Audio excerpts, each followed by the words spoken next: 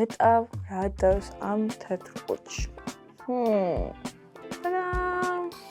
გამარჯობა. დღეს განვიხილავთ Xiaomi-ის OnePlus Smart Cube Pro 2 პროექტორს და გავიგებ, რატომ არის ერთი შეხედვით მარტივი გაჯეტი იდეალური საჩუქარი არა მარტო სხვებისთვის, არამედ საკუთარი თავისთვისაც. არ დაგავიწყდეთ გამეწოროთ ზუმერ სახში, რათა არ გამოტოვოთ ტექს სიახლეები.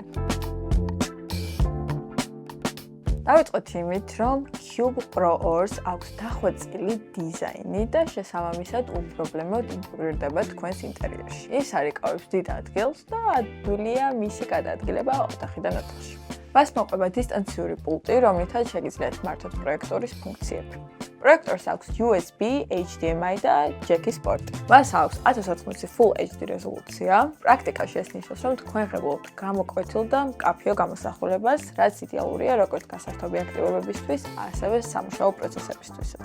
მაგალითად, პრეზენტაციის წარდგენისთვის, ტექსტი პროექციაზე იკითხება ძალიან მარტივად. მისი გამოყენება შეგიძლიათ როგორც სახლში, ასევე სამუშაო სივრცეშიც და არ დაგავიწყდეთ, რომ საკმაოდ ბიუჯეტურად სახლში ქმნით კინოთეატრის გამოსავალებასაც. მაქსიმალური ბრაითნესი ამონათება 500 ლუმენია, რაც იმას ნიშნავს, რომ საკმაოდ ბნელ ოთახში მიიღებთ კარგ კონტრასტსა და კარგ გამოსახულებას. თუმცა ნათელ ოთახში გამოსახულება ნაკლებად მკვეთრია, ეს ბუნებრივიც, იმიტომ რომ პროექტორია. OnePlus Smart Cube-ს ჩაშენებული აქვს აუტოფოკუს ფუნქცია და შესაბამისად ის ავტომატურად ახერხებს ფოკუსის გასწორებას. თუმცა ის მაინც გაძლევთ გამოსახულების პერსონალიზაციის საშუალებას. მაგალითად, გამოსახულება შეგიძლიათ გადაიყვანოთ უფრო ცივ ტონებში. პროექტორი იყენებს Android TV-ს და მას წინასწარ აქვს ჩაშენებული აპლიკაციები, როგორიცაა Netflix, YouTube და ასე შემდეგ. Google Play-დან შეგიძლიათ გადმოწეროთ სხვა აპლიკაციები, თუმცა თუ კი მას ძალიან დატვირთავთ აპებით, შესაძლებელია პროექტორის მუშაობა ოდნავ შენელდეს. ამიტომ გირჩევთ გადმოწეროთ მხოლოდ აუცილებელი აპლიკაციები. Cube Pro